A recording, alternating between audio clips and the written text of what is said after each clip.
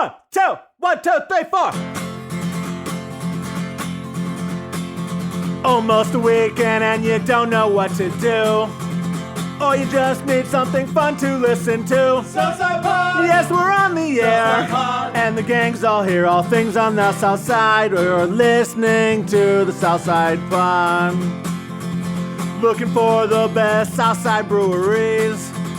Or you might just need an awesome place to eat. Southside Pod! Mount Greenwood, Evergreen, Southside Pod. Blue Island, Beverly, Pay Listen, all sub 2. You're tuned into the Southside Pod. Southside Pod! Oak Lawn, Midlothian, Southside Pod. Oak Forest, Chicago Ridge, Flossmoor, and Bridgeview. You're listening to Southside Pod.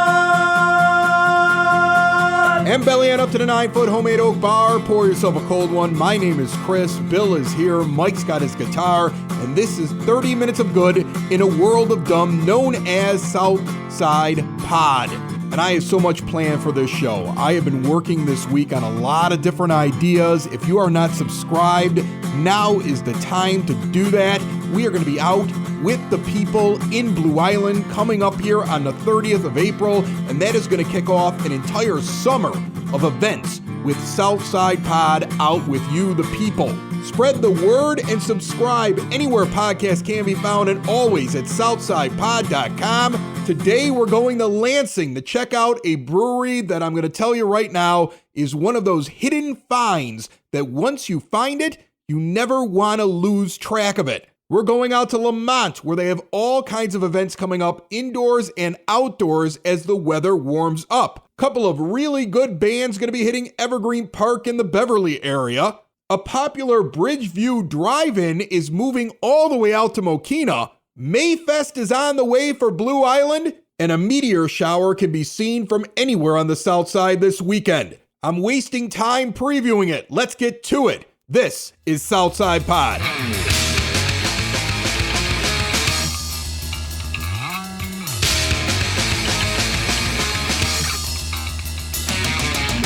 On the phone line with me right now, he's been on the show before. It's always good to check in what's going on in Lemont, the hidden gem of the southwest suburbs. And Jason Barry's on the line from Lemont. How are you, Jason? Hey, I'm doing great. We're here in beautiful Lemont. You guys are number 14, I see. Time Out Chicago puts out like the best places to go take a day trip, and it must have pained them greatly to pick something that was south of Cermak, because whenever they list the best bars, the best entertainment, the best places to go, everything's north side centric, and that's just how it always is. But they picked Lemont and put them on the list, so you must be doing something right out there. We are so proud to be carrying the banner for the South Side, and of course, always happy to be on Southside Pod, our favorite podcast. But yeah, we were thrilled to be on that list. You know, number 14. I'm going to say it's not in order because we know we're number 1 in the hearts of the fans. Yeah, Starved Rock, Madison, Galena, South Bend, Grand Rapids, Lemont. Lemont. Makes sense? Yeah, it's one of the best day trips you can take, according to this list. And why is it that way? I mean, I agreed with it right away. It's a great place to take a day trip. You guys have a lot of really cool little shops that are, individually owned. It's not a bunch of big box stores. You can kind of go along and do some antiquing. There's all kinds of interesting restaurants. You've got, along the canal there, you've really made it look very nice. You got Pollyanna Brewing out there. You got the Forge out there. You guys have done a lot of work over the last few years to try to get yourselves to be like a no-brainer for lists like that, right? Yeah, we have. We definitely want to be a destination. We went from that hidden gem, Little Lemont. We're still keeping Little Lemont, mom and pop, like you said, but family-friendly place, and people just love visiting. The Time Out picked out those spots. They picked out the Forge. They picked out Pollyanna. The Forge is in the Heritage Quarries Recreation Area. That's 300 acres of trails, canoe, kayaking, fishing, bike riding, all sorts of fun for families. A lot of it's free. Time Out also mentioned Wooden Paddle, one of our local restaurants. So we're happy to have those partners to help put us on that map. We're really thrilled. And the Forge, is a big draw. They're been nominated as one of the 10 best aerial adventure parks in the U.S. So you could go on LemontDowntown.com or on our Facebook, find the link and vote for them. It's a vote. We want to make sure the Forge ends up #1 best place by USA Today. Yeah, they have a really interesting setup out there. There's so many things to do. And I know my son goes out there. I'm not sure if it's paintball or laser tag, but he goes out there with his friend all the time. And they've got so much for like kids and adults to kind of do out there in nature. And you've got those big structures out there, and it looks like there's zip lining and everything else. I mean, it's like one of those things you can head out there, find something to do for the entire day, especially now that it's starting to get warm, or hopefully getting warm. You know, it's like that up and down South Side summer right now, South Side spring, where you never know what the weather's going to be, but there's something to do out there. They just added like laser archery or something, archery tag. I haven't seen it yet, but that's something new. And for the adults, you know, Pollyanna does brew a beer for the Forge called Down the Ropes. So, you know, it is a great place to sit down by that quarry and just let the kids run wild and unwind. This Saturday, they got a big event coming up, a big Earth Day Summit. So it's a great opportunity to check it out. I saw that. I didn't understand what an Earth Day Summit was. Yeah, so the Forge is very involved. Their charitable arm helps restore the quarries. And they have people out. You can volunteer every month to do trail clearing and invasive species clearing. So, you know, being a part of the community and part of nature has always been their heart. So the Earth Day Summit is Saturday, the 23rd. It's from 10 a.m. to 5 p.m. And all the Earth Day events are free. So there's info about beekeeping. There's nature walks. You could participate in trail clearing. They have quarry camping for kids. And, you know, again, all free. So a great opportunity to check out the Forge on Saturday if you haven't seen it yet, and go to forgeparks.com and get all the info there. It should be a fun day. Whenever I look at the calendar on LemontDowntown.com, I always see pretty much every weekend Live at Digs on Canal. Is that a bar? Is that along the water? Tell me a little bit about what that is. Digs on Canal is another family-owned spot. They actually have 2 restaurants in downtown. They have Digs on Canal and Del Sosimo's Pizza. Lemont family owns it, runs it. They love live music. So it's a family-friendly restaurant. Over the winter time, they had the Digloos. They had the outdoor igloo dining in Budnick Plaza, which is right next to their spot. You'll see them in pictures all the time because the background of that outdoor dining space is a quarry worker mural that gets a lot of attention. But they're a great spot. They have live music Friday night, and then they have music Saturday night. And they also have a Sunday brunch and a Saturday brunch that have music as well. So that's just something they like to do to bring in. And yeah, they do it every Friday, Saturday, Sunday, live music. And check them out too. They do comedy shows from time to time. They got a lot going on. We love Digs. Great family. So what's the next big thing going on in Lemont? Is it the Quarryman Challenge? Is it the Market on Canal on the 1st of May? Like what should people be looking forward to if they're looking for something to do in your town? I'm gonna mention both of those. I'll start on the 30th, April 30th. The Lemont Area Historical Society has a walking tour. Another great opportunity to come out and just see what our little downtown's all about. Learn the history of some of these amazing limestone buildings. We have buildings dating back to the 1840s and beyond. So it's a really neat opportunity to learn about that, the history of the I&M Canal. May 1 is Market on Canal. Our friend Summer from Mabel's Market. You had her on the podcast. I had nothing to do with it, but I've always looked forward to that event. Everybody does. It's a big draw for downtown. 30, 40 craft vendors, all unique homemade items, all curated by Mabel's Market, and as well as food trucks, live music. Pollyanna's out on the street serving.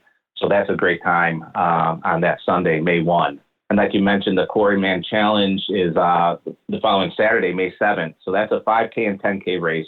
This race is mental. Chris, these are people, they start in downtown, and you've been in downtown Lemont. You're going up a hill. And so this race just goes up and down through Lemont, up and down 10K. So you're running up the hill, down the hill, up the hill, down the hill.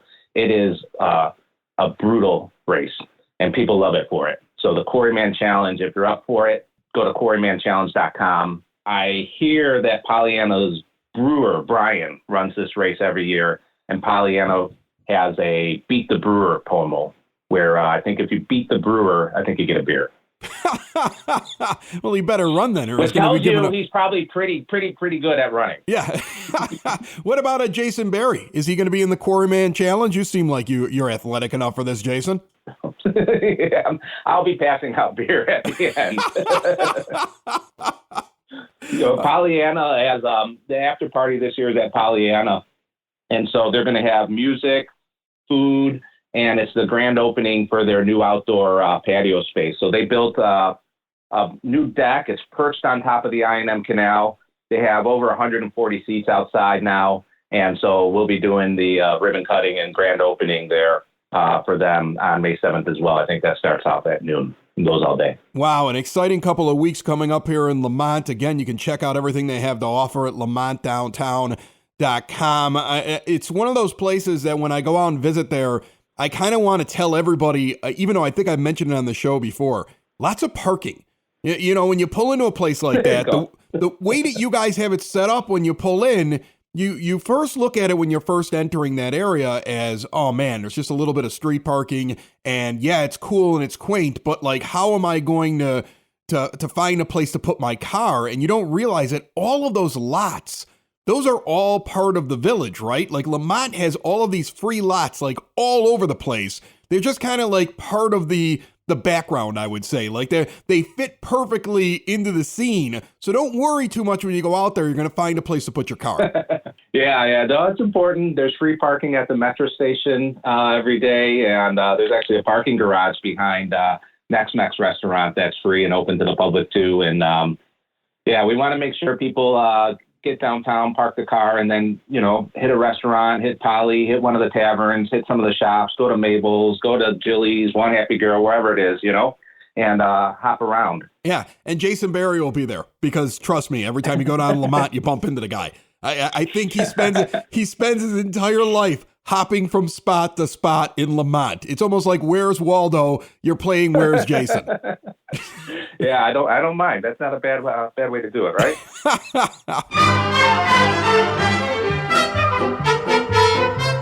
I have a confession to make. It's true, and I'm guessing you have done the same thing. Put more time into thinking about what's for dinner than preparing for your retirement. But if you think your retirement needs deserve more attention, I agree with you, and I want to help you out. I've got a local, experienced, down-to-earth guy who's a friend of this show. He's got a get-to-know-you approach and do the right thing values, and he's been around for over 20 years right here on the South Side. His name is Tom Walsh. He's located on the corner of 111th and Kedzie, and he's waiting for your call. In times of financial uncertainty, how can you stay on track? Call someone who's invested in your success. Reach out to Tom now, 773-779-0023, or pop in at the office right on 111th and Kedzie. Tell him we sent you. Edward Jones, Making Sense of Investing, member SIPC.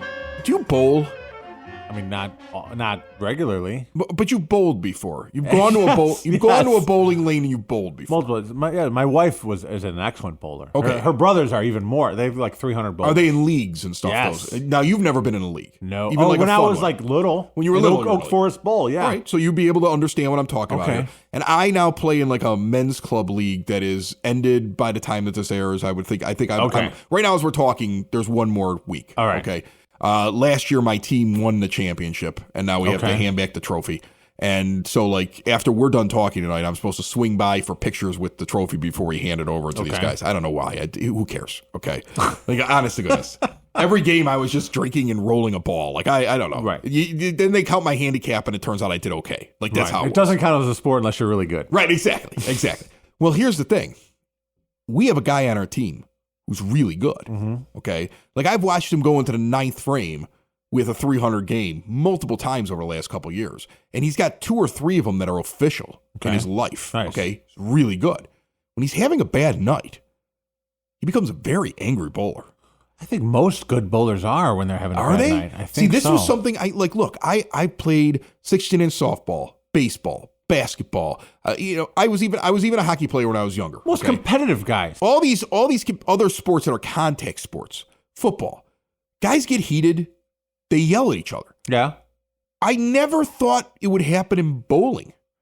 But they got nobody to yell at but themselves. But so what happens is he goes into his thing where he's walking up and he's in the middle of his motion. And some idiot who's been drinking too much, of course, isn't paying attention and goes up in the lane next to him, the ball at the exact same time. Oh. And he can't loses do that. it. I mean, people had to step in between him and the guy who did it. I can imagine. Like, it was like he'd ruined. That's bowling etiquette 101. I know that. And you know that. I think most people know it. But on league night, everyone should know it. Well, this guy didn't know it. That's why there's a league night. So they got to bowl next to the commoners. I never thought there would be fisticuffs at a bowling alley in my life. That's exactly where fisticuffs happen. At bowling alleys? Absolutely. They're like the modern day Old West saloons. Are they? I think so. If there was a plate glass window and a horse trough outside, they would get thrown right through that into it. So now what you're telling me is that a true bowling alley should have a bar somewhere within the bowling alley, because I think there's one, I want to say in Tinley, if I'm not mistaken, that has a bar area that actually has the saloon doors when you walk in. Okay. Blue Island's got one too that has like doors like Eagles. that, if I'm not mistaken. Okay. Eagles Bowl. Yeah. And I think that when you go into Because the it's bar like area, they have to by law separate it from the rest of the place because those kids can't go now, in I mean, there. like if you go to Bluebird Lanes in Chicago, the bar's right out there in the open. Right, or 103rd and Cicero at Arena. Right. Same thing. So some of them are out in the open, but some of them have the saloon doors. So you're telling me a true bowling alley, saloon doors. Right. So the guy walks through, is like, right. he just walks through. Right. Yeah. Kicks open. Yeah. Right. Whoa, whoa, whoa, and he just Right. walks through. Mm-hmm. Like that's what a bowling alley is to you. It's the No, it's that's the it's bar a in the Wild bowling West. alley. Okay, but the bowling alley itself. So is the bar the saloon, and the lanes are the street where the fight breaks out? I think so. I think that's what we're talking about. Because in the bar, it's like, that's where all the drinking The happens. drinking happens there, And then out then on you get the street. ornery out in the street, Right. And then That's like you're dueling. after the fight is over, you go back into the bar if you lived through it. I don't know where you're going with this. There's fights at bowling alleys. I just never expected actual anger over a bowling game. Well, It took me aback. The guy was about to bowl 300 and some a-hole No, he wasn't walked up next to him. No, he was already having a bad game. No. Well, screw him then. He was having a bad He's game an idiot. in a game that didn't matter because we had been knocked out of the playoffs the week before. We were at a crowded bowling alley one night, and this was at Eagles, and so they don't have like the screens up above. It was like, That's an old school one. keep your own score. So Yeah. no one can really tell what was happening. And I had a few too many, and it was very crowded. And I yelled, and you know how loud my voice can be. I was like, "Excuse me, everyone." I'm like, "Samantha's about to bowl 300. She's got one more frame. If I can have complete quietness, please." Did you really do that to your wife? Yeah. And it was like she was like in frame 6. Like and the whole place got completely silent. Did she hit it? I don't think so. I don't really remember because she was so angry at me. You kind of want her to miss. Right. Because if she hits it there, somebody's going to come running down from the alley to verify the score, and now you're caught. It got silent though. It was hysterical, and she was so mad at me. I thought it was. I think it's funny. I think it's funny. I would have liked like that. people just stopped what they were doing to watch. Yeah, I would No have. pressure. You got this. If I would have been there and you would have told me in advance you were going to do that, I would have run up like a very interested party that just like, really? She's almost got through. Like, I would have built on that with you. You need almost like a second person in that kind of con game. Right. I wasn't that thinking jumps at the in. time. Yeah, no, you were. You just Next kind time.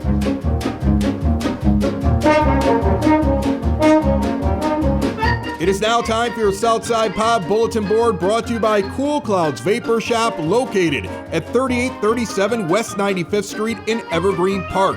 Quitting smoking is hard, and Cool Clouds wants to give you a better alternative.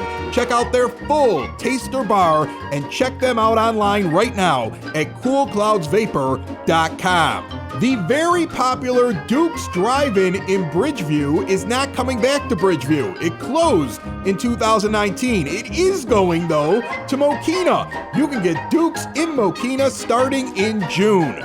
New management is taking the name and the beef right off of LaGrange Road in Mokina.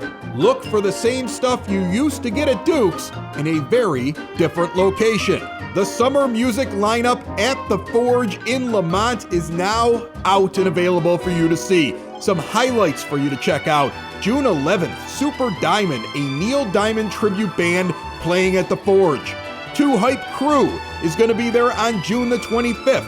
A Lemont Food Truck Festival is coming on July the 2nd. The very good Tripping Billy's Dave Matthews Tribute Band, August the 27th. And Big Head Todd and the Monsters, the Big Head Todd and the Monsters, August the 13th at the Forge. I think I'm going to that. I'm pretty sure Mike will be going too. Earth Day is Friday, and it's also the day to look up, well, not during the day, at night. Look up Friday night, the Lyrid meteor shower will be happening. It's actually going on right now. You just can't see it because of all the rain. Sometime after the rain clears up late on Friday, go outside and check out balls of fire flying through space nearby the Earth. This Saturday in Evergreen Park at 8:30 p.m., go to the American Legion. It's actually a really cool bar, Horseshoe Bar, right along Kedzie at about 97th Street. Post 854 is having Whiskey and Harmony. Country and pop music, really fun band. Check them out. That show is free. And Chicks with Picks at Baracco's in Beverly, Saturday 9 p.m. until midnight. There is music all over the South Side this weekend. If you have something you want to promote right here on Southside Pod, now is the time to do it. Leave us a voice message, we'll play it, or just send us a note. We will get it out there to the people. Go to SouthsidePod.com. When you grab a hold of me, tell me that I'll never be set free. Well, I'm a parasite. Creep and crawl, I step into the night. 2 pints of booze. Tell me, are you a bad fish? Are you a bad fish too? Ain't got no money to spare. I hope tonight will never. Lord knows I'm weak. Won't somebody get me off of this? Man, I have been busy today, as I mentioned at the beginning of the show. I've been buying new promotional material, not only for Southside Pod, but for the rest of the podcast on the Broadcast Basement On Demand Radio Network, including Sox in the Basement, the White Sox podcast for White Sox fans. Go check that out anywhere podcasts can be found, and always at soxinthebasement.com. But you should see the stuff we're going to have to give to you, the fun we're going to have on April the 30th in Blue Island. Southside Pod going to be at Mayfest right along Old Western Avenue. Kicks off at noon on the 30th. That's a Saturday. Should be a beautiful day. It goes until 5 p.m. Come find our tent. It will be among the 60, 70, 80 or so artist tents that are going to all be part of Mayfest. Maypoles, artists, crafters, craft beers, good eats, live DJ, music all day, and more. Celebrate spring, shop for Mother's Day, and enjoy the vibe out at Mayfest. If you missed the interview with the organizer, John Streets, go check it out. It was a couple of episodes ago. You can get every episode on demand anywhere podcasts can be found, and always at SouthsidePod.com. But I'm looking through the list of things that are going to be out at Mayfest, and I'm telling you, when you say artist, that can mean a lot of different things. I'm seeing beauty spots and cooking spots and ceramics. I swear this person here looks like a psychic. Hot sauce vendors. I mean, I'm going to be hanging at that tent. And of course, don't forget, they got a brewery right there. They got a couple of really cool bars and eateries. People in Blue Island will be out. It should be a fun time. What a way to kick off the spring if you have not done so. Right here at the end of April, just before we get into May, April the 30th, Old Western Avenue in Blue Island. We will see you at Mayfest, noon until 5 p.m. Coming up very, very soon. Look for the Southside Pod tent. Come by, say hi, get some free swag. One thing we forgot to do this episode, we normally do it early on in the episode. We didn't have a beer. Well, we've had a few beers, but it's time for you to have a beer. Let's go to Lansing and One Trick Pony. A pitcher of beer, a pitcher of beer. Let's order another pitcher of beer. That pitcher of beer should come over here. I love that pitcher of beer. We are hanging out in what I think is a traditional brewery. In my opinion, this is how I always pictured breweries when I would go hunting for them in my youth. It's just kind of like in the middle of nowhere. It sits like in an industrial strip. You pull up and you're like, am I at a warehouse or am I at a brewery? You walk in and it's just cool looking, man. It's One Trick Pony. Mark Kokel runs this, and I just want to say, man, I every time I walk in here, I feel like I found a hidden gem on the south side. It's like walking into your neighbor's cool garage. Yeah? Yeah, just, hey, dude, what's going on? Just working on a car. You want to crack open the cooler? There's a beer in there. Really? All right, what else am I going to do today? Let's hang out. Yeah, it's like a hangout spot. It definitely is. You walk in, like everything from the fact that the chairs are different at the table. Not like there's a certain chair for one table and a certain chair for another one. No, it's mixed chairs. It's old beer bottles and growlers and collector's items all hanging around the bar. It's lights strung across the ceiling. It's the big giant horse that's your symbol sitting there, and the TV so I can watch a game if I want to, and the bar that you can sidle up to where you can grab yourself a stool. This, I would imagine, was how you always thought your brewery should look, because you've kind of kept this now for a while.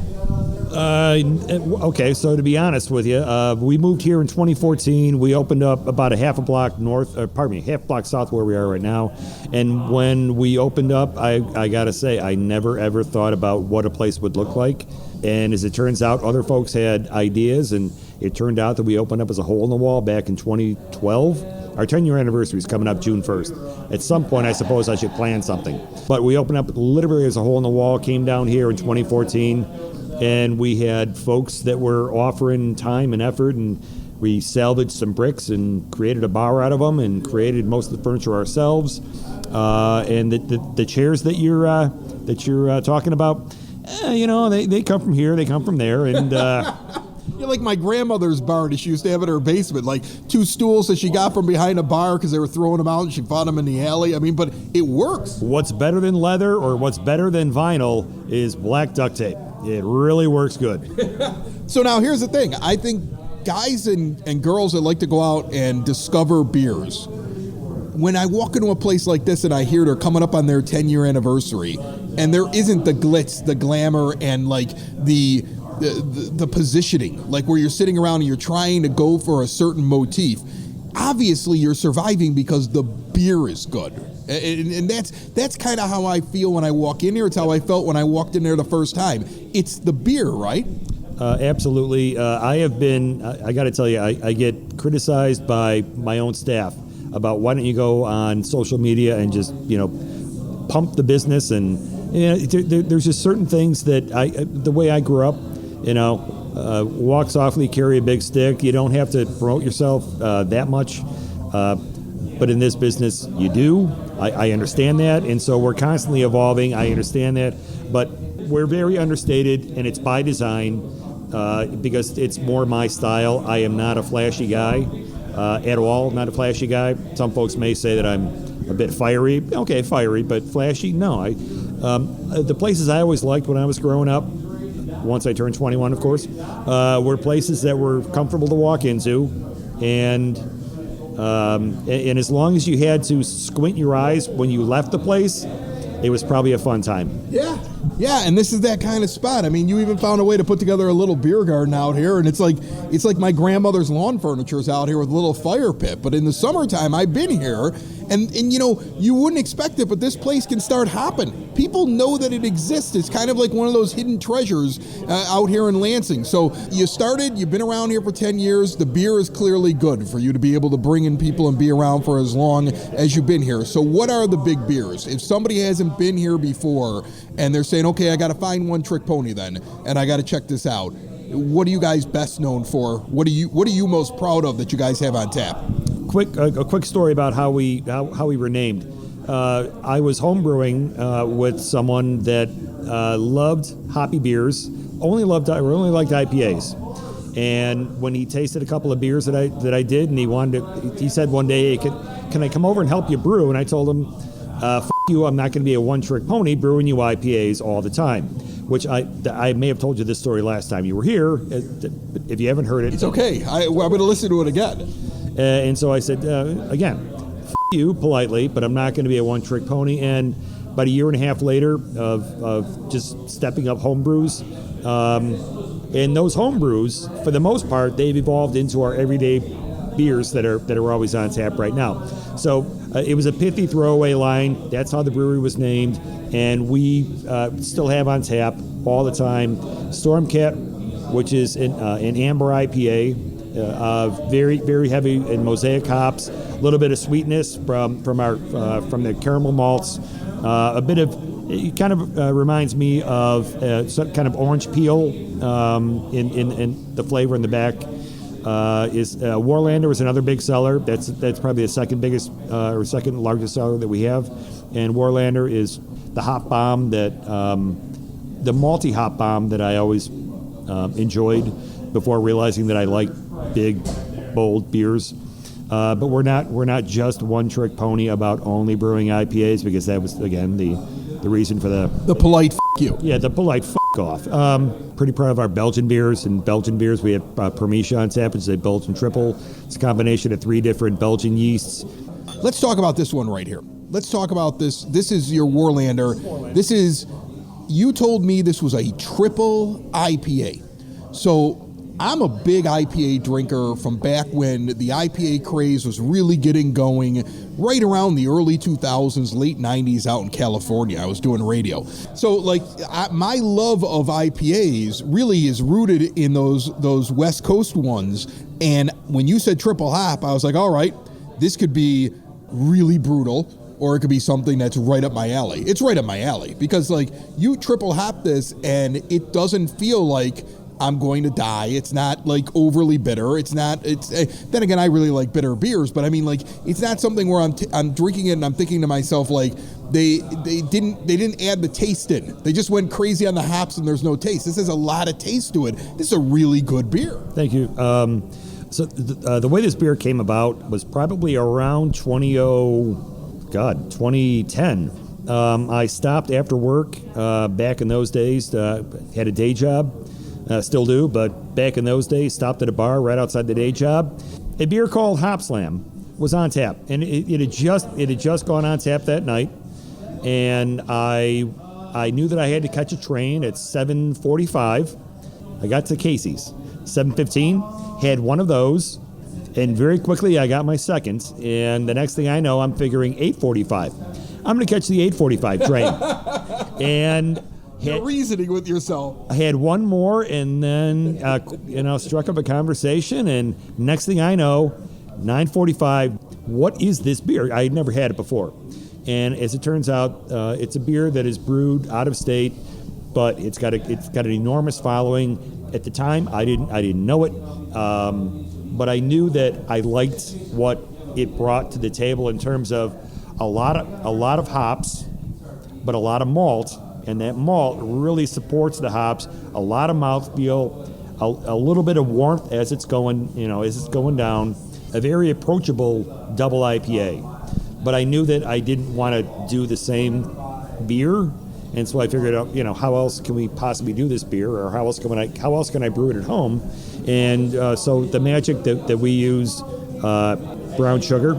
I think if we didn't use the brown sugar, you'd almost have a beer that's too hop heavy. Great taste to it, and you're able to support those hops, and it's awesome. And what you just mentioned there about going into a place, trying something, going, oh wow, that's neat, striking up a conversation. I think a lot of people, that's a lost art. Missing 2 trains. Right.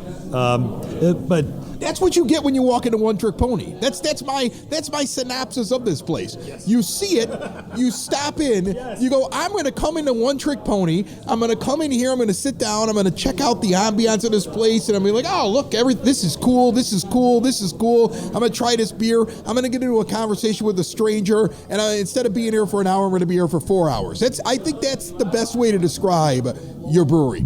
I've heard more than once that, yes, honey, I'm on my way. Heard it today. We are at 17851 Chappelle Avenue, Lansing, Illinois, 60438. If you've never been to One Trick Pony, don't miss the opportunity to see the original location. Because as I said when we started talking here, this is kind of a cool find. Like, this is like, if you like to hunt down cool spots, especially on the south side of Chicago, this is a cool find in Lansing. Mark Coco, you got to get to One Trick Pony, folks. Check it out. Southside Pod highly recommends this place. Really great beers, really great atmosphere, and I can't wait to see the new place that you're opening up. And thanks so much for sharing this one, because this sucker was good. Beer's empty. Round 2. Thank you for listening to see what's happening. on the Southside Pod, on the Southside Pod. Join us again, and be sure to tell a friend about the Southside Pod, about the Southside Pod. All things about the neighborhood we live in, all things about the places that we go. It's the best side of Chicago, the South Side Pod.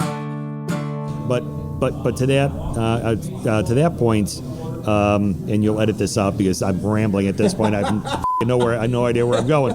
Editing? We don't do any editing. I know what you're talking about. Son of a we are live. We are live on CNN and WGN around the world.